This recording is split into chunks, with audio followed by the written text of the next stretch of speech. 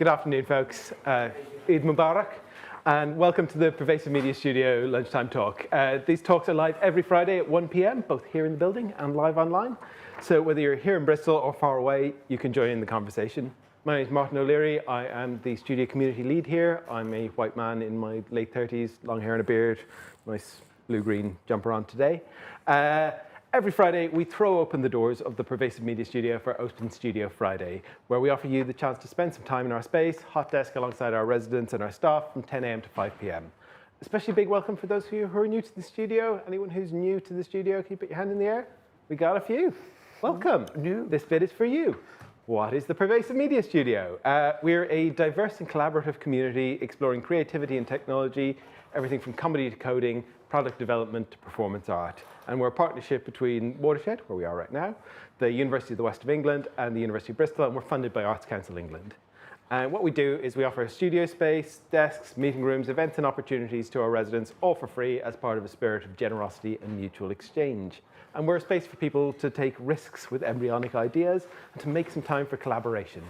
So quick bit of housekeeping before we start. Do feel free to move around. This is a fairly relaxed space. Go to the kitchen, make yourself a cup of tea or coffee. Please don't use the microwave. It interferes with the induction loop, and it's all the whole thing. We have a quiet space through the wall just here to my left, your right. If you need to take a break at any point, just pop in there, that's fine. Fire exits, we are not expecting a fire alarm. If you hear one, that's real. They're down at the other end of the studio on either side. If you hear something, the studio team will direct you in that direction. And there are accessible toilets, and I do not see any babies, but there is also baby change available in the little corridor next to the kitchen. There'll be a Q&A at the end of the talk. Those of you who are watching online can pop your questions into the YouTube chat. Lowerton will pull those out for you. If you're in the building, raise your hand. We'll send a microphone around. You can get news on all of our future talks by heading to watershed.co.uk/studio, at PM Studio UK on Twitter, at Pervasive Media Studio at mastodon.social on Mastodon, although I'm told that that has not been updated recently, and at Pervasive Media Studio on Instagram. So, our speakers for today are Richard Norton and Derek Ahmedzai, better known as Norts and Derek, also collectively known as the Peeps. They're both creative technologists and studio residents, and they're going to be talking about the avalanche of new AI-based creative tools that have emerged in the last few months, and how you too can incorporate them into your work. It's going to be fast, frenetic, and fun, apparently. And hopefully, you'll learn a thing or two as well. So please join me in giving a warm welcome to Norts and Derek. Thank you, Martin. I'm going to start, Derek, by taking a very slow, dramatic. I like that. Coding and comedy. Yep. I don't know if it's intentional comedy, what's going to happen. If it goes wrong. I'm going to just contextually, before we get cracking, right? So there's a little bit of context at the start, just to tell you how we got to this point. And then we just thought, just for the sake of it, all these tools, all these kind of, from Midjourney to DID, all these things, we're going to sort of run through them very quickly. But then we thought, for shits and giggles, sorry world, if I said a swear word there, just for that, we are going to try and do one live here, right? We've had a couple of tests just before we came on to see what happened. Yep. But we think, for both you here in the audience and you there out in the world, that if it does go slightly pear-shaped, well, we've got backup. I think watching two kind of grown men fumble for answers live in a studio of smart people. On YouTube. On YouTube. It'd be quite entertaining. Right? So I don't really know. I don't know. But we're confident. Something that you'll have content. That's what you'll have, Martin. Yeah. You'll have content. Right, so that's what we called it. How to make a banging video using AI tools in under 30 minutes. And that is our intention, isn't it? Yes. Right? We're not going to start right away. We might start in about 10 minutes or so. But I think, Derek, we'll have our special introductory guest, shall we? Yeah. Hello, David here. How you going, Pervasive? I love tech. I guess you do, or you wouldn't be here. Let's see what these Peeps cats have got up their silky sleeves. By the way, Ziggy didn't play guitar. He played bassoon. Yeah, see, changed the lyric, didn't he then? 1973, wasn't it? Aladdin Sane came out. Anyway, yeah, we're going to kick off. We're going to do that one, are we? Yeah, no, we're going to play. Yeah. So this is the kind of thing that we want to kind of talk about today, really. This could be levels of awkward if you don't know this meme.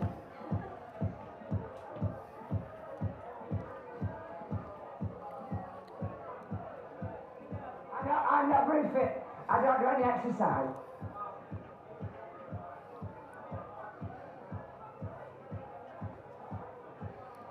Yeah, I'm just natural. I'm naturally brother. Was that Lana Del Rey? I think it is, Derek. We're just normal men. What do you mean, normal men? Just innocent men. Just innocent men. Just innocent men. Just innocent men. Just innocent men. Just innocent men. Just innocent men. Just innocent men. Just innocent men. Just innocent men. Just innocent men.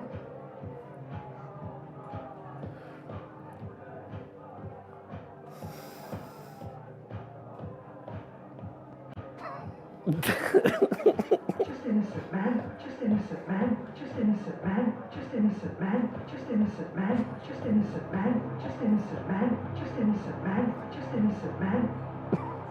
You see, there is a silver thread, Derek, between that video. Bit dark, isn't it, that, to be honest? It starts funny. That was the idea, you see. We were just practicing. Essentially, just to explain to everybody, pretty much everything in that video you saw was created using AI generative tools, apart from the putting together the video at the last bit, but you could kind of do that, but that's the kind of sort of thing we do. Now, that's not a video that we're going to make in 30 minutes. No. But that would be ambitious in the extreme, but it kind of shows you what you could do now, which you certainly couldn't do a year ago, or you could with a great deal of time and expense and energy. Okay, so that's where we're going to get to, but we'll just do a little run through about us. Yeah, that's dark, wasn't it? Lynchian, that's how somebody described that, wasn't it? It starts one way, subverts the idea, you're thinking innocent men, and it's funny because it's Hackerty. Who knew that meme? Who's familiar with? Yeah? Because if you don't, you're like, what the hell's going on there? Check it out later, it'll all make sense. It'll all make sense. Right, just to give you a sense of me and Derek, who we are. Derek over there, if you say, well, what's Derek, where's he come from? Not born, but like in terms of his technical skills. Well, tell us what that is on the old right-hand side as I'm looking at it, Derek. Well, this is the Twitter bot. So my background is technology developer, make lots of silly things. So this is a Twitter bot that's been going on for over 10 years, posting every tune that's ever played on Six Music. And it just recently hit 1 million impressions in a month, which I thought was quite nice. People are desperate to know what's being played, I guess. But it's going to get turned off soon because Elon Musk is messing up Twitter. But yeah, so I like to make things like that. Yeah, so right, now on the other side, that's me obviously, or a version of me. Is it an AI me? No, it's the real me. I come from a writing background, I come from advertising writing background, and sometimes, occasionally, although we are deemed as Peeps as creative technologists, some people occasionally call me up and say, could you do something? And this is probably, I didn't realise this, about a year ago I was tasked with writing the message on the back of aero packets that talks about them in the rainforest, a project that they literally spent 6 months doing and hadn't kind of cracked it. So they'd last chance saloon, ring Norts up, and I just put the word bubblier in because I thought that's the obvious thing over there, and no one thought of that. And then I completely forgot about it until Easter, Derek, when I discovered, while sourcing an Easter egg, that it now resides on every single aero packet of any sort in the world. Yes! But for those who are pedantic about your grammar, I believe they've removed the very important Oxford comma in that actual. So you go and have a little look, go, where's the Oxford comma? That makes no sense, that statement anymore. Not my doing, whoever probably some typesetting designer. Anyway, so that's what we did. So creative, copywriter, coder, developer. Right, now, 5 years ago, we kind of got together in a business called Tiny Giant, which has become the Peeps over that time. And we kind of thought, well, I was sick of working in agency, you're freelance, you're gun for hire, aren't you? Gun for hire. On fun projects. Yeah, a pun for hire, that's me, copy. So what I did there, top of my head, as good as you're getting it, frankly. We decided to do stuff in the space of machine learning, AI, from marketeers to see what you could do in terms of creating differentiation in terms of an idea by using it. Would it throw interesting things, surprising things? Could you use it to make your workflow better, faster, effective, etc., and so on? So our first starting point was training neural network to make AI cupcakes, right? We only did it to see if it would work. But as in all these random ways that these things, unintended consequences, we found at that time in 2018, 2019, there was a really big, strong desire for people to have AI cupcakes, which we hadn't really thought. And so we'd get these events, we'd invite us. And the other thing is you have to have a human who makes the recipe of the cupcakes you create, of course. But the AI doesn't make the cakes. And filters and improves the recipe. Yes, exactly. And that's the whole point of these things. It's not a case of you leave it to the AI, you take the AI, you make it. It's actually about the human-AI interaction at either end. So we ended up doing all these cakes. This is interesting. This was an AI cake that we managed to get delivered to Test Match Special on the it was the second day of the Ashes test in 2019, actually, that was delivered to them. And it was kind of a funny moment when you hear Jonathan Agnew describing this magnificent cake that had been made by AI, except that somebody in the Test Match Special team had stolen the macaroon from the top of the cake. That's some like figuring the aesthetic. But anyway, so AI cupcakes was our starting point, which was strange. Then what did we do next, Joe? We moved over into Cocktails. Said, you should make cocktails. And again, okay, that's interesting. Take all the cocktail recipes, neural networks. Again, unintended consequences. Did we realise that people would love to have AI cocktails? No, we didn't. What happened? People loved having AI cocktails. So we started making them for kind of events. This is pre kind of COVID. 2019, well, I suppose, was the high point of that. Bizarrely, we still do it once you think, well, why don't I just get somebody? We still do it for Deloitte at their university in Texas. And for 5 years now, we make these AI cocktails for their technology event every year. I don't know why. They just, I suppose, they trust us. But so the AI cocktails was an interesting point. But again, neural networks, feeding the information, taking the outputs, improving it, working with a mixologist. See what happens. So with AI, that's interesting. We'll take a bit of that. Let's go on. Let's go on. This is one I think we may have even done a talk here back in the day. I can't remember. We might have done. So we got involved with a circumstance distillery from Bristol, and we made the world's first AI gin. And I won't prattle on about it because we're here to make films. But essentially, it was about training a machine to basically look at botanicals, put them together, again, working with the actual experts from Circumstance to determine what was the best botanical combination. Circumstance do these runs of 1,000 bottles, and that's it. But they wanted to go a bit further. So in the end, the kind of design of the label, the name of the gin was all decided by AI. So it became Monker's Gargle. It's the obvious name, isn't it, to call your AI gin. There was a human decision because they were given quite a large number of different names. I personally don't think Monker's Gargle was the best name. I think the machine would have chose a better name. They liked it, the two guys from Circumstance, because they thought it sounded futuristic. You tell me where there's futuristic in Monker's Gargle. I don't know. Probably it's like a Star Wars, a sort of left field Star Wars character, isn't it? It's got quite a retro font as well, hasn't it? Get Monker's Gargle. Anyway, so we got involved in the AI gin. Interesting. At this point, though, as we come to these tools, this is still all very much about coding, using Colabs, all this kind of stuff. So it's quite long-winded. There's a whole bunch of experimenting. Here's a classic case, same thing again. We've done a whole bunch of AI poetry using this technique. Remember, this is long before GPT-3 or ChatGPT, OpenAI days. So we did a bunch of different poetry things. Top of our head, we took the work of Sylvia Plath. For World Poetry Day. Yeah, for World Poetry. So any big Plath fans in the audience there? We very deliberately chose Sylvia Plath because we thought her poetry, beautiful as it is also quite obtuse and quite difficult to understand. So we thought, well, actually, if we take her entire works and we train it, it's going to spit out stuff that's quite difficult and obtuse to understand. Therefore, it will feel like a Sylvia Plath poem without being a Sylvia Plath poem. And that was quite fun. And then last year, we still did a bit of that, working with a poet from Bristol for the Cheltenham Science Festival, where we took her body of work. Actually, we did an experiment. Took a body of work where we trained the machine to kind of write a poem based on her poetry that she'd ever written, which was one way. But then we also did one using ChatGPT-3 where the machine would do a line, she as the poet would do a line, the machine would do a line, and it saw where that interaction went, because obviously what was happening was this sort of prediction thing, and then once the machine wrote a line, what would that stimulate in her creativity to write it? So we did a whole bunch of them, and she performed them at the thing, and then she got sent a typical day. She got a gig in Toronto doing it, performing it. Without us, yeah. We didn't get a ticket there, did we? Don't really understand what went on there, but fair enough. Right, let's see what's next, though, right? One other interesting thing about this is we teamed up with a company that did robotic handwriting. So they built like a plotter, and they also had they generated the fonts based on real handwriting samples. So this is supposedly Sylvia Plath's actual style of handwriting. What happened to the robot handwriting? They ran out of money and pivoted. That's I just think. the way it goes. They pivoted, Yeah. didn't they? They pivoted. Yeah. We touch up. So this is the kind of thing we do. Pretty obvious Yeah. we do that because we're Yep. stood here doing it, right? We have an event, income. Yep. This is an interesting one, and this is where there's an intersection between where we started and where we are now. And in fact, this is going to be something that we are doing right now in 2023. I think you might even see a few seconds in it. So basically, back in 2019, this is our first ever client came to us from the Cheltenham Science Festival and said, I want to have a virtual influencer. And we said, that's absolutely fantastic, like Little Michaela, you saw. But I don't want it to be Little Michaela because she's a vapid fashion kind of influencer.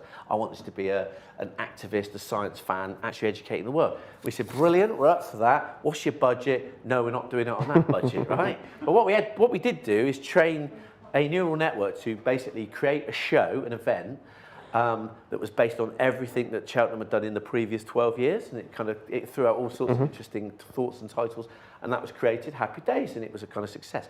But to represent a neural network, which is not the most exciting thing visually to bring Just to a life. text file, It's a really. text, exactly. Yeah. It's a bit, we actually created her as a 2D character here, and we called her Ada.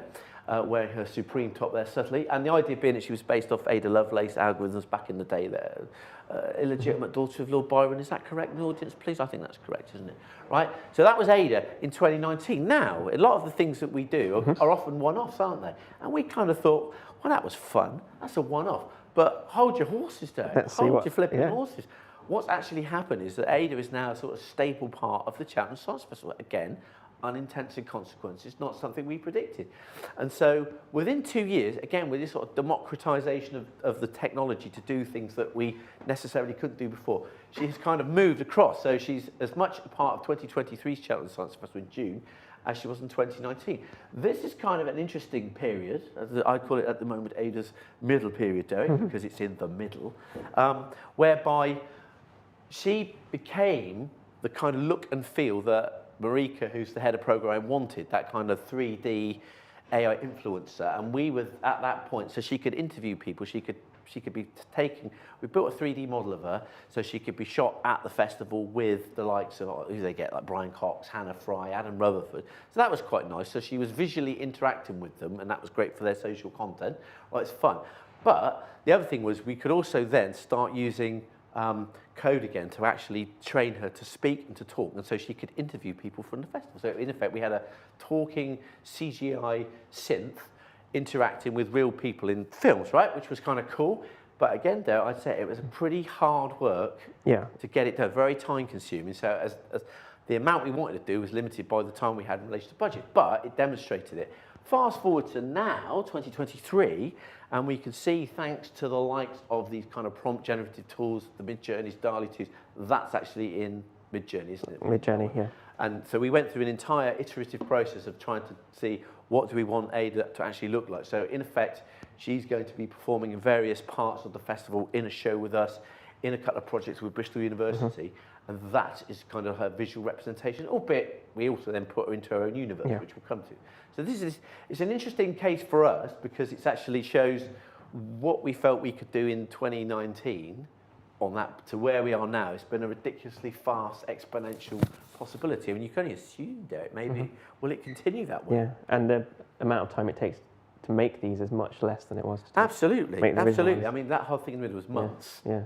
A couple of days messing around, getting hundreds of versions. Yeah, I like that one. Let's prompt, etc., etc. But we'll come on to that. So this is kind of where she will be now. Hello, this is Ada on location at the National Cyber Security Centre. It's Tuesday the 18th of April 2030 and it's nice and sunny outside. So we were just doing some rough demos here, so it's not how she necessarily finishes up, but we're just doing some rough demos to show this week. And again, so you're creating her as a talking synth, you're giving her a cloned voice that she speaks, and then the other thing we would lay on top of that, we'd actually create some sort of movie, to give it a bit of sense of style and movement. We start bringing in pans and sort of slides across and all these sort of things, so it becomes a much more cinematic effect. So that's the mid thing. So I think where she was there, or is now, to where she was, that's amazing. Right, next up. So that's going to we're going to do this now. So we're going to talk about the kind of things we've been using. So a year ago, maybe, this stuff kind of like we started to be talked about, certainly in our little bubble, and obviously it's then hemorrhaged into the mainstream. Now, this is not an exclusive list of things that we use. This is just probably, we picked some of the ones we use day to day. Yeah, day to day, the commonest tools that we use. And also that they're free and easily accessible as well. So, well, they have trials and stuff, so if people want to try them. Yes, if anybody thinks, let's hope you walk away from here, hello world, suitably inspired to have a go if you haven't had a go. It's not a case of you have to sign up and subscribe and you're paying £200 a month to use it on a pro account. No, every one of these has a way that you can actually get a freebie, try it out, give it a go. One thing I would say is what we've tried to do with this is, and you see a lot of this on social media, it's people doing stuff in isolation. So they might make a still photo on Midjourney, it's very pretty, or they might make a little pop tune using Amper, or they might clone a voice. What we've been doing, and part of this sort of iteration of learning over the last sort of 8-9 months of using it, is the fact that we're actually creating a sort of workflow from top to bottom. So and obviously you could start with ChatGPT creating your character maybe, or even creating the dialogue, creating the script through a bit of the old prompt engineering and framing, as like we do, that iteration. It's quite funny, the other day when we were doing the demo for Bristol Uni showing how Ada was evolving, what she called it, I like it, it's a new term, I've never heard it before, promptographers. Sounds a bit sus to me, but yeah. So that's really what we're going to show now about these various different tools, and we'll probably now focus on just quickly one by one. Yeah. And then we get to the sticky, tricky bit. Yes, the fun bit. Right, so this is Midjourney. It's amazing for, well, illustrations, kind of hyper-real photos. Over the last few months, it went from version 4 to 5, which is a big, massive jump in quality. And now they're talking about the next version, which will be even more easy to use, like how to create a character, but then reuse the same character from picture to picture, and lots of experimentation in terms of style and things. So that's the kind of things we're doing in Midjourney. Well, we'll say that it's quite interesting. So, who's had a little dabble on the Midjourney, had a little play? What's quite interesting, I don't know, maybe I just haven't found it, is a lot of what we've learned, sort of little, I wouldn't call them hacks necessarily, when we're trying to achieve the great nirvana is where you create a character and then you want that character to continue and you try to keep them the same. And when we first doing it, it's like, oh, we just have to never ever get this right. Yeah. But what kind of happens, again, just through experiences, that there are certain ways that we think you can do that. And you just get good at it, don't you, Jerry? And then they're going to bring out a new version, and you'll never have to use that skill again. Exactly. Spend 6 months practicing. And you spend all that always time. the way, and always the fucking way. Just got it right. You won't have to use it. And it's again. never you don't get the picture that you want first time. You've got to sit there. Exactly. Over, but that's over. part of the creative, like, iterative process. It's like coding, isn't it? So Midjourney plays a part. Obviously, there are others. DALL-E 2, the Stable Diffusion tool. Yep. This is another one that we use a lot of. Anybody DID users here? No. So. It's quite funny, actually. Someone from our creative community from years who sort of stumbled into AI is now like the marketing manager for DID. I don't really know how that happened, that he went from no AI experience to being like probably the world's, now the marketing, the world's leading kind of. So there's another company called Synthesia, London-based, who are kind of in this zone, whereby basically animating synths, but they're much more business orientated, and they have essentially a core number of synths that you can choose, right? So you haven't got you've got the variability, you've got the text to speech, but you haven't got the creativity. The beauty of DID and why we love it is if you step back and you can see from this, you can see the cast of thousands who featured in our video up top. And you can use your own photo. It doesn't have to be exactly. fake. So you can pretty much use whatever you want as long as there's a face it can identify to talk. It can be a It won't do shot, famous shot. people though. It'll recognize, it uses Amazon recognition. Man, and you if it's, say that, Derek. well, you say that. You say that, but how did we pull the both in? Little crafty hats. Maybe we'll talk about the questions after. But the point being that if you want to create a visual universe which you write a story, because you're using Midjourney to create those characters to whatever kind of style you want, whether you want to be hyper real, you want to be cartoon character, whatever, you can then import those in and they will do. So for example, where you see the characters here, a lot of the people in the video didn't actually speak, but one of the things with DID is you can import your own sound. So you could be something you did, because obviously we use the Hackety dog normal men kind of script. But equally, if you just want to create movement, you can actually just bring an audio file that's got no sound or whatever length, and it just so happens that DID will just animate them to move. And again, with a little bit of a push-in shot filmically, it gives it a certain quality and pull-ins and pull-outs, etc. So we use that a lot, and it's great fun. Again, there's a free version. Obviously, by what we do, we use another one. But yeah, it's fun, and a lot of these things, as I think we're going to prove, because I've got about 5 minutes left, because we've got to get moving. Yeah. Right, it's going to do it in half hour. It's fast. Yeah. Right. What's next? What's next? 11 Labs. Oh, 11 Labs. Very quickly, right? So 11 Labs is probably the best Someone this morning we were looking at something. This is probably the best version of creating a natural voice that's out there. There's two things that are quite good about it. Again, it's free if you want to experiment with it. Two things that are interesting is one, they have a kind of random voice generator for different ages or different nationalities, which just sounds a bit more, has a bit more of an emotional cadence than some of those kind of Microsoft Azure voices, which are a little bit robot, aren't they, Derek? But that's one thing. So you can get you basically can change the weightings and you create a unique voice. And that is quite cool. However, what we like to do, you see, is we like to clone voices. I know there's going to be some questions there. Of course, yes, we use Bowie. We're not telling you should use David Bowie because you don't want the David Bowie estate chasing you down. It was purely for creative purposes. But you can do that sort of stuff. And also, the other thing, which is fun, if you're a marketer or you've got your own content, is you can actually clone your own voice. Yeah. Probably only takes about, you only need about 4 or 5 minutes of your own voice, split into nice little small sequences. Make it conversation, it sounds natural, and so we start doing that. So, yeah, so if you just, it's a screen grab that, obviously Starman's Bowie. Yeah, we've taken them off, haven't we? We did the Queen. We did a stunt where we brought the Queen back to life. I don't know whether that was tasteful or not. She hadn't actually died. She was living with Meghan and Harry over in California because she just wanted to get the shit out of like Dodge, didn't she? Right? But it was very easy to clone her voice perfectly because there was a fantastic. There's a Queen's speech every year, so it's quite easy to cut it up, subdivide it, chop it into bits. The other thing you need is a really, really quiet acoustic sound, because of course, if it's learning from what it's got as audio, if there's clanging or reverb, you get the clanging or reverb, which you might want, you might not. Anyway, that's 11 last. Yeah. You're going to make a vid in about 25 minutes, whatever. Well, even less. Easy, easy as. Right. Yeah, we just show a little bit. I don't think we can show a lot. So we've shown a couple of examples. So.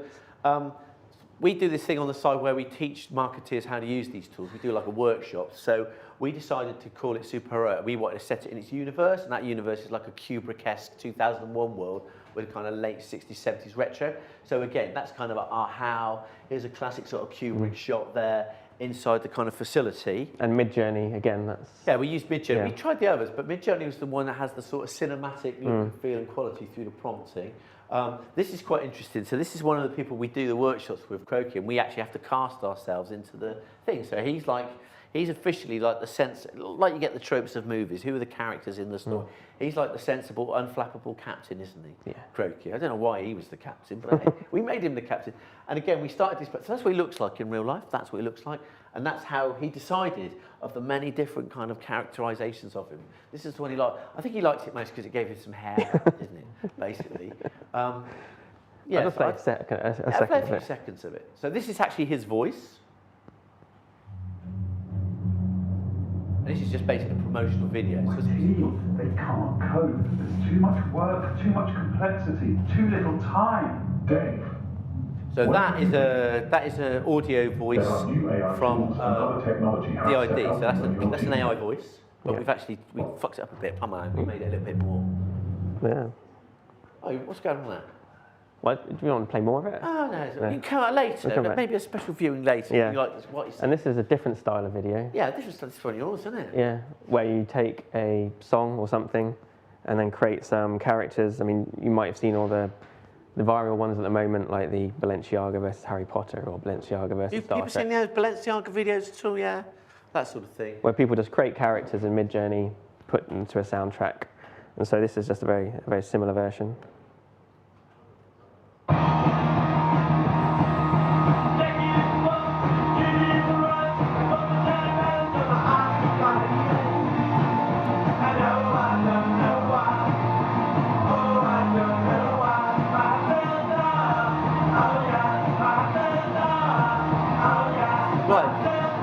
I've got a question for you. I'm asking the questions.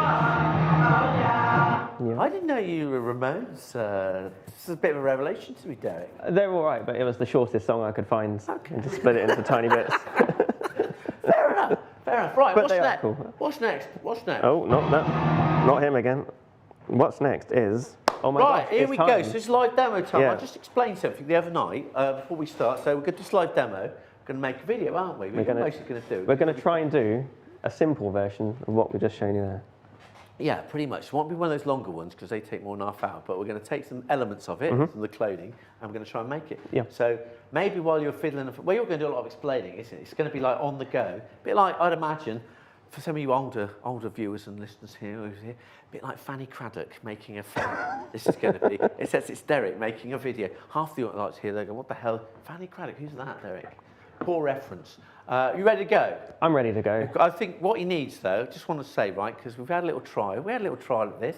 It went okay. I think, can we have a little round of applause to Derek? Because he's going to this is ballsy. This is going to be really ballsy, right? Well, so I'm going to will you on, Derek. We just hope that we've got good Wi-Fi and that Midjourney doesn't go slow. But and right. if it does, if something slow go on, we'll take a question. That's a good way of doing it. That's how to fill the dead air of the anxiety in the room, isn't it? As you watch two men die. Exactly. But first, so we need to decide what we're going to make. What are we going to make? And we thought we would do, using David Bowie again, since he introed our thing. Yeah. Maybe just get him to tell a little funny story or something. I don't know, a joke or an anecdote. From his pop, his rich tapestry. But how do we find such a thing? I don't know. How are we going to do that? I reckon we should ask ChatGPT. Okay, so we're going off.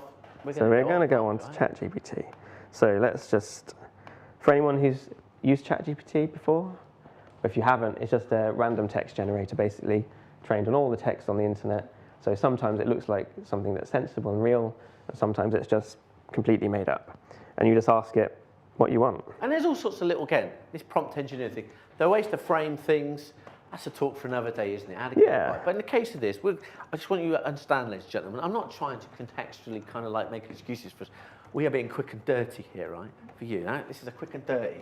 So let's see what it's going to imagine. Right, short one. Yeah, keep it short. I like the way you're specific engineering. Well, keep it short. What does short mean? I don't know. Oh, there you go. So look, one time I tried to dye my hair blue using alien technology. I picked up my choice. That could be Bowie, couldn't it? That sounds quite nice. But instead of blue, my hair turned into a rainbow afro that could glow in the dark.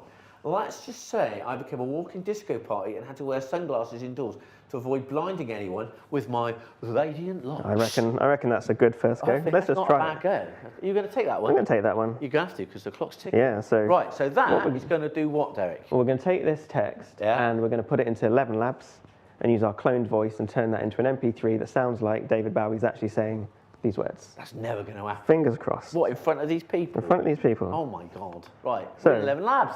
There's a start now, boys. I reckon we keep the settings as they are. You all right with that? Yeah. Put the text in, and then we go. It's very simple, and this takes no time at all. Here we go, we're done. One time I tried to dye my hair blue using alien technology I picked up on my travels. But instead of blue, my hair turned into a rainbow afro that could glow in the dark. Let's just say I became a walking disco party and had to wear sunglasses indoors to avoid blinding anyone with my radiant locks. Oh my God, that's like he was in the room, wasn't he? Right, I'm going to give you a little round of applause. We're going to... Well, actually it was the machine, wasn't it? Because we've already pre-done the Bowie voice. There we go, so downloaded it. What's next? Now we're going to create a picture of David Bowie for this video. Okay. You got any sort of thing in mind where you'd like him to be, or? Well, he's an alien, or something to do with his funny hair. Where was his travels, though? Where I don't know. Travels? Well, let's go to Discord. So Midjourney, the AI generative tool, doesn't have its own website. You have to use it through the Discord messaging app. But other ones like DALL-E have their own website, or Stable Diffusion's one run through their own website. But for Midjourney, through Discord, and you can create your own Discord channel and invite the Midjourney bot so that you don't, it's not so messy and busy. Why is Midjourney on Discord? Makes no sense, does it? Well, it brings the community. But it is a bit. But it's a bit of a head scratch. So on Midjourney, you type imagine, and then you type what you want to have. So we want David Bowie, not in space because that's what we've already got in our video. He's done that, and he's on the beach. He's on the beach there. Come on, son. At the hairdresser. There we go, David Bowie at the hairdresser. We'll have that, shall we? What I'm going to do to make sure it's Bowie-like, I'm just going to pass an image in. So this is quite interesting. With the new Midjourney, where we've been messing around with real people, because the latest one is trained on so much stuff about famous people, there's a problem that we run into and we have to hack it. So what we've discovered is, if you put the picture in and create a Bowie, you'll get a Bowie that looks enough Bowie, but then when you put it into DID, because DID says, no, you're trying to pull off some dirty deep fake here, if you do it as like picture of David Bowie at the hairdressers, We don't do that. It's just a bloke at the hairdresser. Yeah. And it just so happens by chance, a million to one chance, he looks a bit like David Bowie. So David Robert Jones, as he was known. this is the boring bit where What's you happening never here? know if it's going to take you 10 seconds to start, half a minute. This is that blah, blah, blah, moment. blah. This is that moment. Oh. But Yeah. it's going to start creating a picture, and it's just going to gives it to you incrementally. So like at the very beginning, you see like the very basic kind of hallucination of this image, and then it refines it and gives it to you in more detail. Now sometimes it does it straight away, doesn't it? It does, yeah. So this is the tomorrow's world danger of doing live demos, but that's all right. We got some time. But these are the kind of ones that we've done before. So what happens is you type in your prompt, and it comes back with a grid of 4 different ones. What you can do is you can then like choose any of those and just make a higher res version, or you can like do variations on it, or just redo the prompts. For those of a certain age and a certain knowledge of Bowie, I'm thinking that this is a little bit like that slightly saucy, you know about lewd content, that slightly saucy video he did for China Girl, where he's rolling around in the surf back in the day. But I'm old enough to remember that, whereas again, looking at me, but I met someone yesterday who'd never heard of Ken Dodd. I thought that was remarkable, because I tried to get them to say, Ken Dodd's dad's dog's dead, which is an easy thing to say, but they were like, well, I'm not going to say that, why not? Because I don't know who Ken Dodd is. I don't know why that stops people. What's going on, Derek? I'm just trying it again just to see if it fair bumps enough. you up. Fair enough. This is one of the joys. If this takes more than, well, a minute or so, we'll just use one of our existing pictures. Okay, I but think. we will get that picture Yeah. of David Bowie. We will make it, come what may. Here we go. This is it.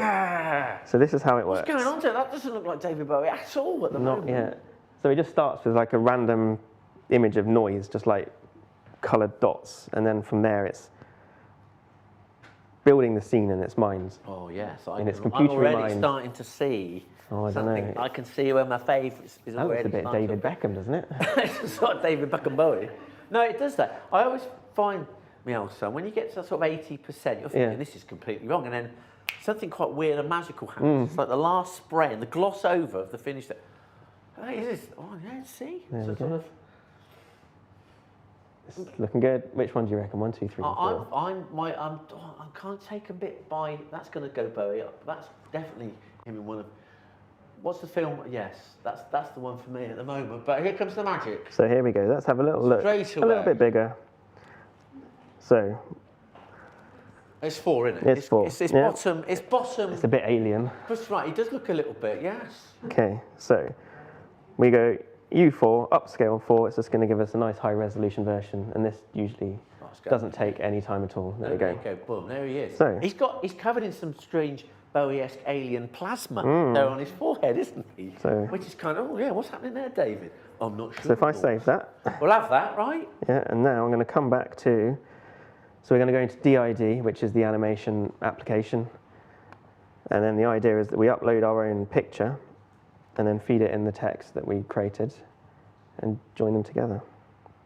With the added caveat, is DID with its fake detection going to think that's so Yeah. Bowie that it won't do it? Hope- I think that's all right. I'm confident this is an okay one. Hopefully it's not Bowie enough, and it's only our brains that when we see it and hear it, Exactly. think Put it the two is. together, you think, oh, it is. So let's find out. Okay, so I think, there we go, it's in there.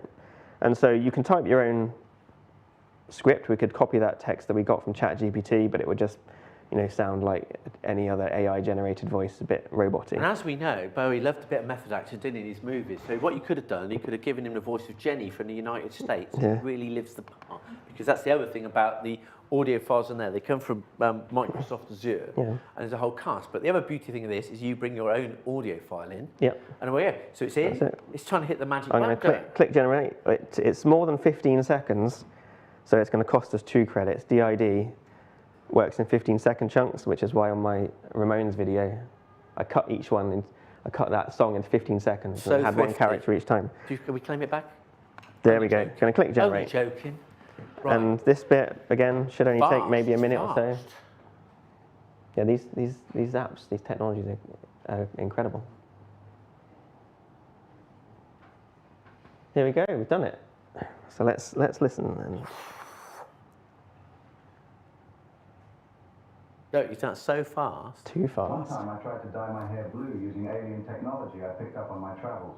But instead of blue, my hair turned into a rainbow afro that could glow in the dark.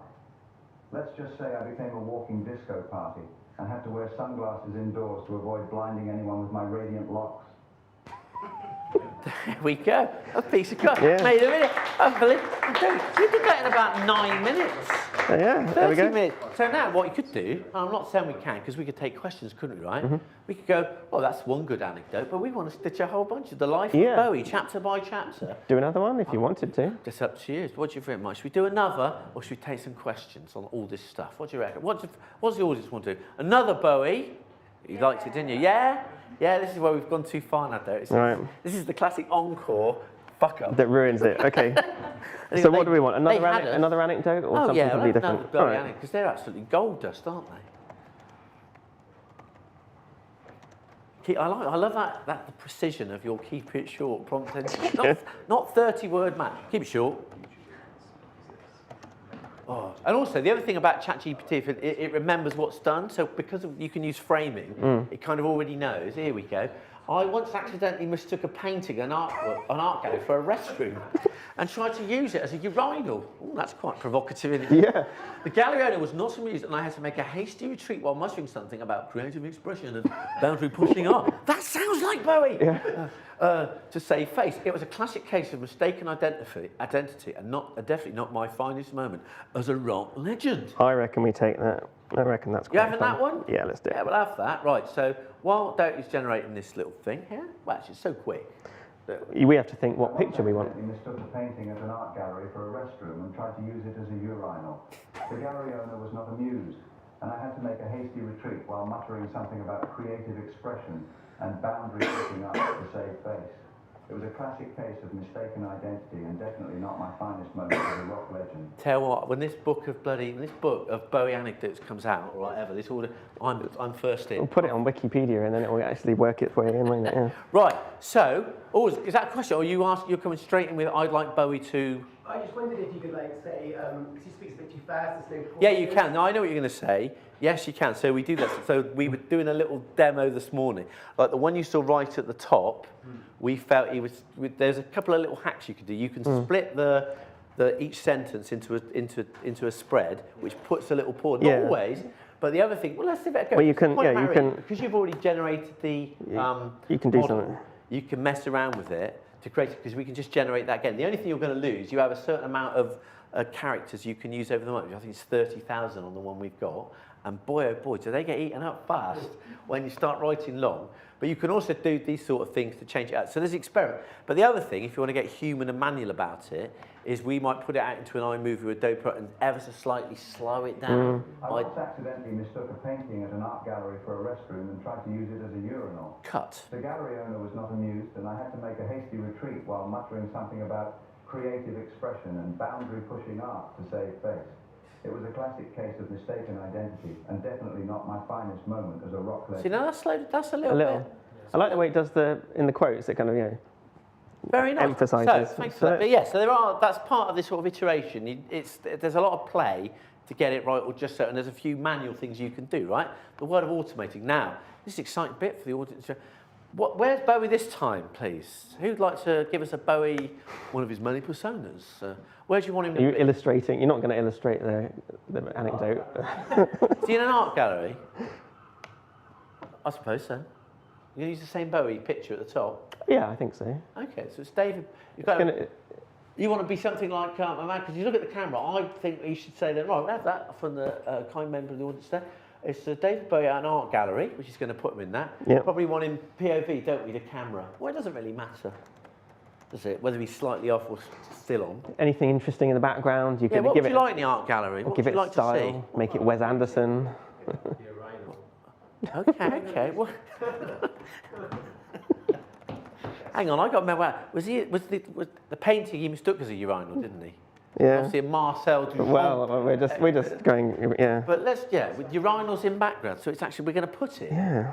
That's as a meta-telling story. It's David Bowie reflecting on an anecdote that puts him at the actual place where the anecdote is. That's like so meta as to be untrue. Yeah. What do you want? Any of the punk styles? That Wes Anderson one was jungle punk. Oh, go on then. What do you Let's reckon? put that in. This is one of the other funny things. There's a brilliant tool with Midjourney we've discovered in kind of like inflating your. creativity is you can put a picture in, you basically do /describe and you put a picture in, and then Midjourney then comes out with 4 ways it thinks how it should be prompted, right? And they just get weirder and weirder. So then you then choose the prompt that Midjourney's got, and it creates it completely different. And then you go, I like that star, so I'll have that prompt, and then I'll start using that. And it kind of like, suddenly you get these iterations are getting further and further away, but you're creating really, really, really weird stars. Now, this is good though, because this is happening super fast.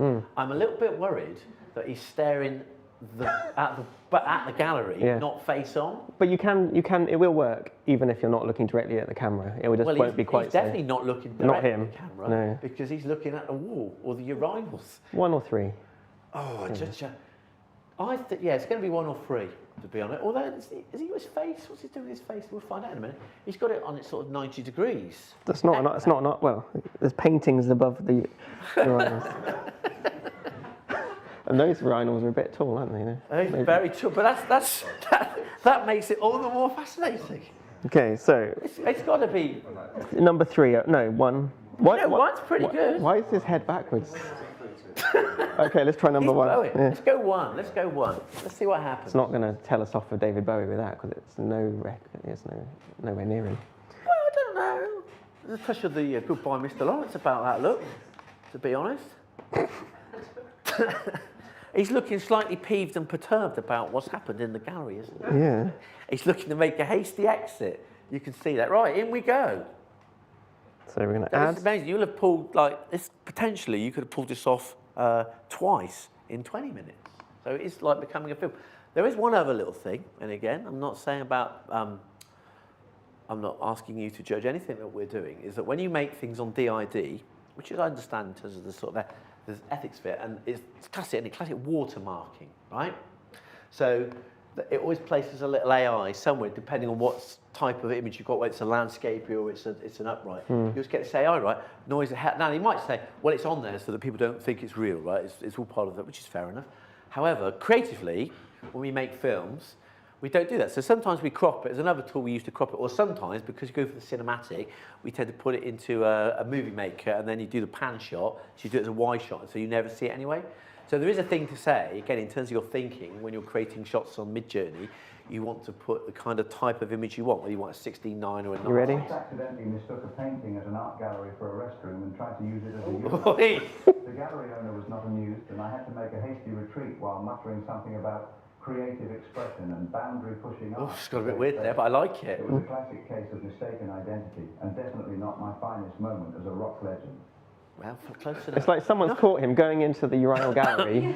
He's coming again. Like, and he's going in another second go. He doesn't care. He is such a debaser. Right, I'm downloading that. You having that one? Yeah. Right, there you go. That's 2 now. 2 for 1. Yeah. 2 for 1. We've got anything to say? When's it going to be done? I mean, so these aren't the only tools. No. And it's not even the only techniques, so probably, I don't know if I've got time to actually show anything, but like with Runway, the video editing tool, has loads of AI editing assistants, like things like, you know, removing backgrounds with one click, or green screening, or on your tab. Because yeah, Runway's a really, really cool tool if you've ever if you haven't encountered it, because it basically has what I think it called like magic tools, don't yeah, so it's just it's an online video editor, but with loads of extra bits. So where am I going to go with this? Back to projects. And it also has generative stuff as well. So if you have a video clip, you can describe a new aesthetic or upload an image, and it will just restyle that video.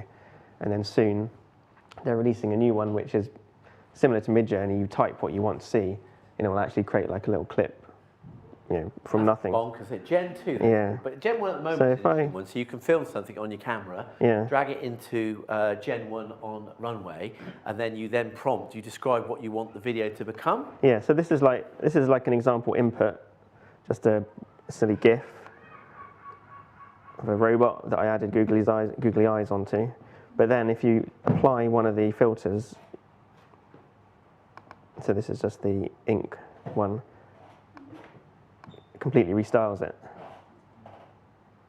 And it comes with like 5 or 6 pre-built ones, but you can, you know, upload any image. Do it whatever you want, but the thing matter is you can basically film something on your phone, and then you can put it into, again, a completely different universe. It's got an interesting sort of, what's that word I call it shonkiness to it. Oh yeah, I mean, these are all kind of like concept-y stuff or for fun, not necessarily for like client They just production ready. say someone will make the AI film within the year. Yeah. Who will it be? Will it be us? Probably not, but it could be. That's the point. It could be you now. You know how to do it. Yeah. Right, I reckon that's about enough. Look at that, it's 10 to 2. What questions that? Quite a nice little slide at the end. Let's go back, yeah. Just to finish. So thank you very much. So Derek gave you not 1, not 2, though you could technically say that he gave you, because you sliced them together, you got a long film. But there you go. Yeah, that's us. How many questions? Far away. It worked. All right, thank you very much. We've probably got time for 1 or 2 questions, so stick your hands in the air. All right. Okay. Right. I've completed a feature film, and the actor in it has died. Right. Is this a snarl or for real? This is real. This is okay, real. yeah. This is real. Yeah. It's an old guy who's in his 80s and he's died. Yeah. Right, now I've got everything, but it just occurred to me from what you were saying, you can take, I've got a huge amount of dialogue from him. Yeah.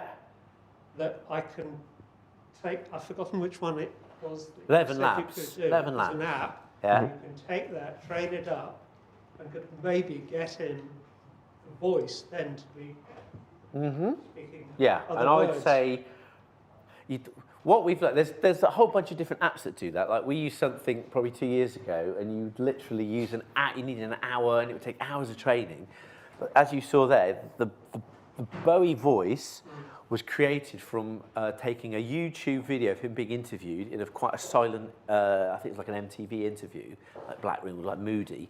So there wasn't sort of distortions. But again, if you go to Runway, there is a tool on there that will remove audio background noise, so you actually have the complete quiet thing. So we didn't need to do that because it was a very clean audio. Yeah, like I said, we did the Queen, and because the Queen's footage was completely silent, she had that tone of voice. So yeah, if you've got the footage, I think you can get, or got the audio, you could get a very accurate take of them. And Bowie's is based off about 4.5 minutes of interview. Well, I've got hours, and I wouldn't want to do a lot. You don't need to. To be honest, the more you put, the more it gets a bit. No, what I mean is I bobbled. wouldn't want to output a bit, but I can imagine there's bits where it might be useful just to have a few words where maybe it's back for you or something like that. And you think that's feasible. That's Definitely. good. Definitely. That's amazing. Yeah, well, there you go. Yeah, we've the one that's interesting for us has been, we're doing a project at the moment where the client wants it's got some AI synths that we've generated in Midjourney, and they want the synths to have regional accents. And if you look at accent, if you're not cloning someone's voice, finding AI regional accents, what American you can sort of get, that's a bit shitty, but in British they're all sort of mid-estuarine posh voices. So we were trying to get like a Geordie one, a Liverpool one. It's a niche. One of you could create a whole new business here by coming out with regional cloning. But what we did, one of them, we used Vivienne Westwood's voice, and so it's got this, because she's an elderly lady, this character, but it's kind of like, but we didn't do as much Vivienne Westwood as we would normally train. So even though it doesn't sound like her, it's got her it's got the way that she speaks with her regional accent. So it's like, yeah. So it's these hack things like that. But yeah, 11 Labs is a very, very surprisingly great tool at cloning very, very accurately people's voices, which has kind of got a good side. You know what I'm saying? You know what I'm saying? Hi, sir. What if you trained? So what if you used 2 different sets of audio files to create one voice? With those, and you're saying it's the same person, yeah? Or just a... 2 different people from, the Midlands, because you want a Midlands accent, to create a single voice. Well, maybe, I haven't tried that, but it would work, because we've done a few examples where we've used different audio sources of a person's voice when they're kind of high energy and a little bit more maybe reading something, because we were trying to work out what's the best way to clone a voice. The best way to clone a voice is conversational talk. If you get someone reading a book just because they're making sound, it's boring because it just sounds like they're reading a book, and it doesn't get the nuances and subtleties of the frequencies in their voice.